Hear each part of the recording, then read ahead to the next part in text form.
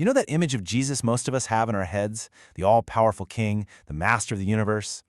Well, what if that's fundamentally wrong? Today we're doing a deep dive into a really provocative text that argues exactly that. It's an idea that redefines everything we think we know about God and power. So let's get into it. And this is the question that's right at the heart of the whole thing. It's a bit of a shock to the system, right? It completely flips centuries of tradition on its head. The author of this text would say that if this question makes you uncomfortable, well, that's probably a sign that we're getting close to a hidden truth. And there it is, the foundational claim of this text, and it doesn't pull any punches. The argument we're about to unpack is basically this: the powerful, miracle-working, world-ruling Christ isn't real. It's a fiction, a story created to hide a much more radical and, frankly, challenging reality. Okay, so to really get this view of Jesus, we first have to understand the world he supposedly walked into. The text argues that this world, it isn't some divinely crafted paradise. It's actually something much closer to a prison, designed by a flawed, imperfect creator. The author points to a pretty brutal truth about our world, Life feeds on life. For one thing to live, another thing has to die. It's the law of the jungle. So the text asks a really simple question. Can a system that's literally built on violence and consumption, can that really be the work of a perfect, all-good God? The source's answer is a hard no. So if the true God didn't create this messy, violent world, who did? Well, the text brings in a concept from old Gnostic traditions, the demiurge. Think of it as a flawed, lesser creator god. And then it makes a really direct and, let's be honest, controversial link. This demiurge is Yahweh, the God of the Old Testament.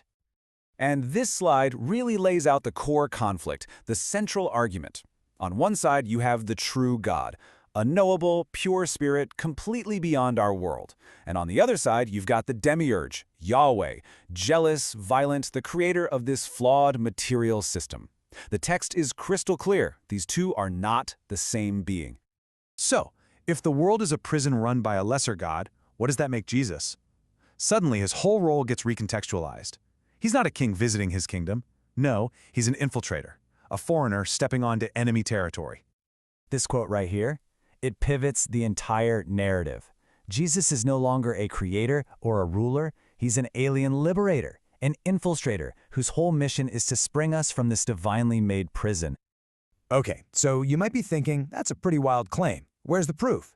Well, the source argues the evidence is hidden in plain sight, and the words actually attributed to Jesus in the Gospels. The next few slides are going to highlight the key phrases the author uses to build their case. The text argues that this isn't some beautiful poetry or a metaphor. It's a literal statement of jurisdiction.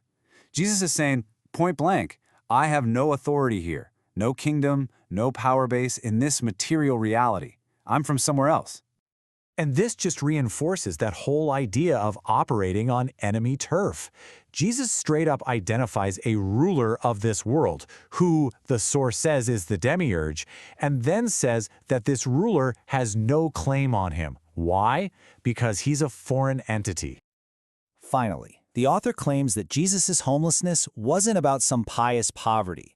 It was the literal condition of an alien dissident. He has no place here, no home, because this world is not his home. And now we get to what is probably one of the most radical claims in the entire text. This is about the ultimate purpose of Jesus' physical form. So the idea here is that the person, the figure of Jesus, isn't meant to be worshipped forever. Instead, he's a function, a temporary interface, kind of like an avatar, created to just point the way out of the prison, before becoming totally obsolete. The text takes this famous verse and says it's not a statement about some divine hierarchy, it's just simple logic. A map is always going to be less than the territory it shows you, right? So in the same way, the temporary avatar, Jesus, is necessarily less than the eternal, formless, true God he points us towards.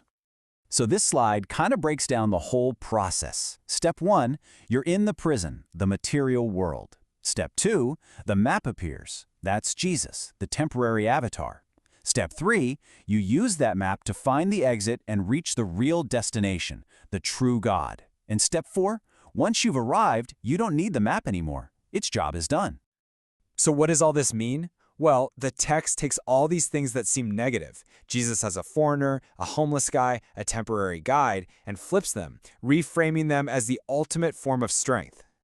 And this is the big one, right? The obvious objection that the text has to address head-on. If Jesus was materially powerless, how in the world do you explain all the miracles, the healings, the exorcisms, feeding 5,000 people with a few loaves and fishes? The source is, well, it's completely dismissive. It argues the miracles are either just literary forgeries, stories copied from the Old Testament to make Jesus look like he fulfilled prophecies, or they're just demiurgic stage magic, basically tricks that manipulate matter but failed to create any real faith. All they did was attract crowds looking for a free meal, not true followers. The text then argues that this whole idea of strength coming from weakness isn't some newfangled concept. It's actually embedded deep within the faith itself. It points right to Paul's writings, claiming that when he says God chose the weak things of the world to shame the strong, he's giving a literal description of Jesus' mission. This slide really just sums up the choice that the source is presenting. On one side, you've got the warden's God, the all-powerful, system-approved king of this world, and on the other, the liberator's God, the powerless, alien dissident who was executed by that very system. According to this text, you can't have it both ways. And this, right here, is the core thesis. The power of the demiurge, the warden, is the power to control matter, to rearrange the bars of the prison.